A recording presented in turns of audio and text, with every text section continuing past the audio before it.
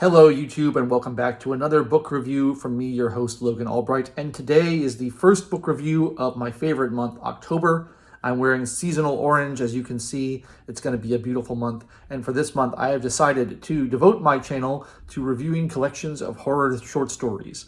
I love horror short stories, but I feel like I haven't experienced enough of them, so I wanted to read some more this month. And every Wednesday, I will be releasing a video. Every Wednesday in October, I should say, I'll be releasing a video reviewing a book of horror short stories by an author. And so today, for the first installment, I read In a Lonely Place by Karl Edward Wagner, or Wagner, depending on how you want to say it.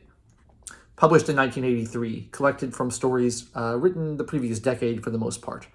I had not read Wagner before, but I saw this and thought it looked like my kind of thing. It's got a lot of rural quality to it, and rural horror is always the best horror in my view. I like kind of folk horror. I like, things that take place out in the woods or out in the wilderness. I think that Algernon Blackwood kind of style is really nice. So I was attracted to this. I also recently saw the film directed by Nicholas Ray and starring Humphrey Bogart called In a Lonely Place, where this book gets its title from, and the novel on which that film is based.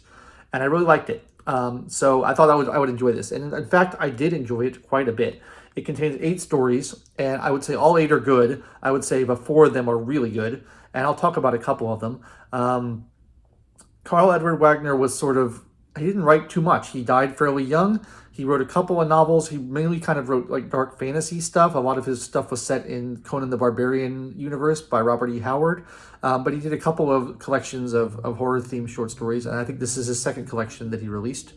And there's not really a through line about the stories unless you want to count kind of rural America as a through line, although not all of them take place in rural America, as we will soon see. But that is something I identified as a little bit of a common element between them.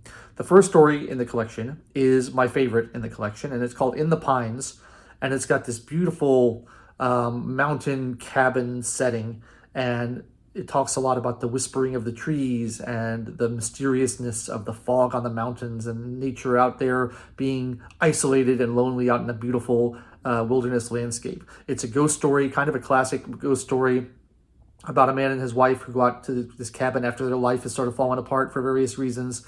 And I think it's really well done. It's a fantastic story. It's become one of my favorite ghost stories very quickly. It has just the right amount of detail. All of these stories are on the long side.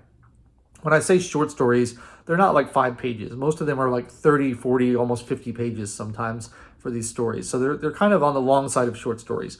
But there's just the right amount of detail. You never feel like it's going on for too long or overstaying its welcome. And it kind of seduces you in and lures you in with this very descriptive detail about the people and the stories and the setting. And a lot is also implied. Not everything is spelled out. There's a lot you kind of have to infer about the characters and their backstories and where they are. And I like that too. It encourages careful reading, which I am sometimes not very good at. Sometimes I am, as someone who reviews a book a week every week all year round, I tend to try to read kind of fast, and occasionally that comes at the expense of really engaging with the story the way I should. So I'm trying to read these very slowly and attentively because there's a lot of detail and a lot of things to pick up on that are not like really spelled out to the audience.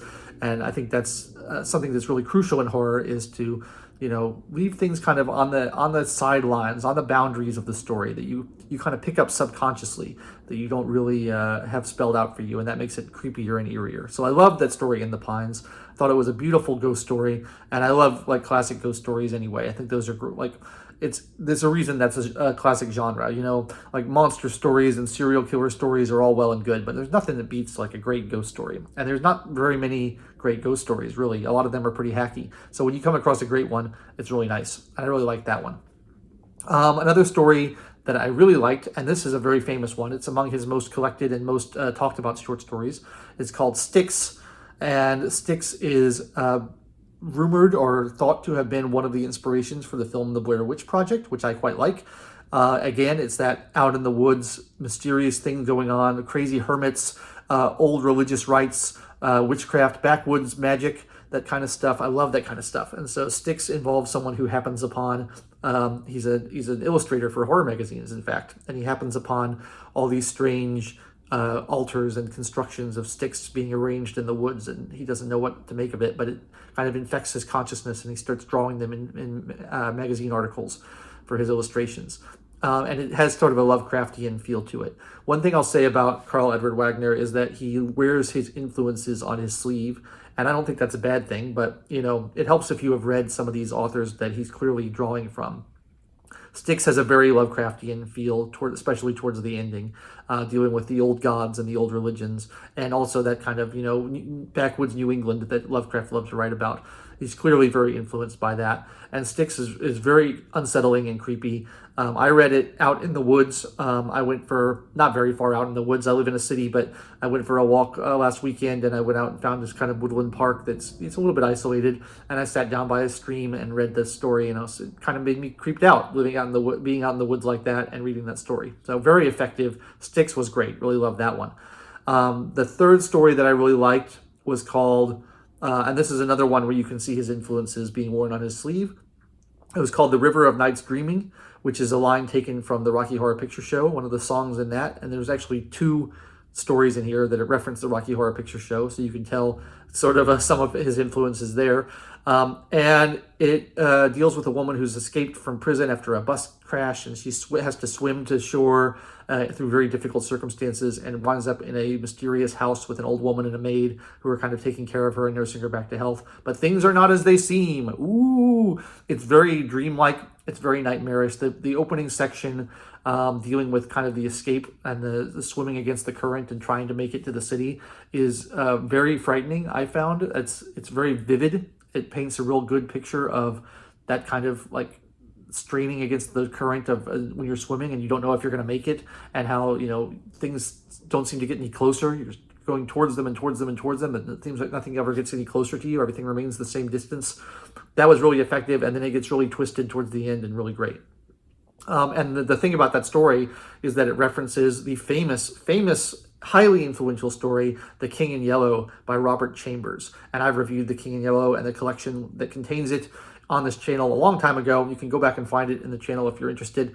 It's a great story, and it was highly influential on Lovecraft, and it's highly influential on Karl Edward Wagner as well. And there's also references to Carcosa, which is a land that was dreamt up by Ambrose Bierce. So all these horror writers borrow from each other, Ambrose Bierce came up with Carcosa, Chambers borrowed that for The King in Yellow, Lovecraft borrowed The King in Yellow for a bunch of stuff, and now Wagner is borrowing The King in Yellow for a bunch of stuff and Carcosa. So they all kind of build on each other. It's an interesting shared universe that you kind of see with these kind of tropes. And it can very easily just become derivative and duplicative, but I don't think that is the case in this situation. I think this story is really unique and stands on its own, and it's sort of nice to have that callback to these other stories you remember. It's like, everything exists in the same world. So I love that one too. And then the fourth story that I really loved was called, what was it called? I'm forgetting the name of it. Beyond Any Measure, which is again a line from a song in the Rocky Horror Picture Show. And this one deals, this is the only story not set in America. It's set in London, and I love London. London's probably my favorite city in the world. And so I really liked it. It has this kind of occult London feel, where it's talking about some of the antiquarian and occult bookshops in London, and it mentions Aleister Crowley, and that whole kind of London occultist scene from the early 20th century is talked about in there. And it deals with hypnotism, and it deals with doppelgangers, and it deals with reincarnation, and all these kind of occult topics. And I love that because I'm an Anglophile, and I love anything that takes place in Britain and kind of evokes that Britishness feeling, although the protagonist in that story is an American traveling in Britain. So those are the four stories that I was really impressed by and thought were great. The other four stories are good too, but I wouldn't have them stand out as among my favorites of all time or anything like that. But I really enjoyed it. I was looking to see what else I can read by him. I might get another one of his short story collections. It doesn't look like the novels he wrote are particularly horror themed or would really appeal to me, so I'll probably stick with that. But I might check out his other short story collection. But as a first entry in my Halloween short story run through, this was a great choice, and it's actually the only author that I'm reading this month that I've never read before. The other three collections are from authors that I have read before, so that'll be fun to go through those. But it was great to discover someone new, and it's a really standout collection. I would recommend it to anyone who's interested in horror short stories. I think you will find something to enjoy here because the stories are all quite different from each other and have a lot to recommend themselves. That's all I got for this video. If you enjoyed it, please like the video, comment, subscribe to the channel, tell me what you thought of it. I want to hear what your thoughts on horror short stories, or maybe you can recommend some stuff that I don't know about that I should pick up and read to expand my knowledge of the genre. But I'll be back next week, and I encourage you to check in every Wednesday in October and see what short stories I'm talking about. Maybe you'll get some good fireside reading to read as the spooky season comes to its apogee. So thank you so much for watching. I've been your host, Logan Albright, and I will catch you next time.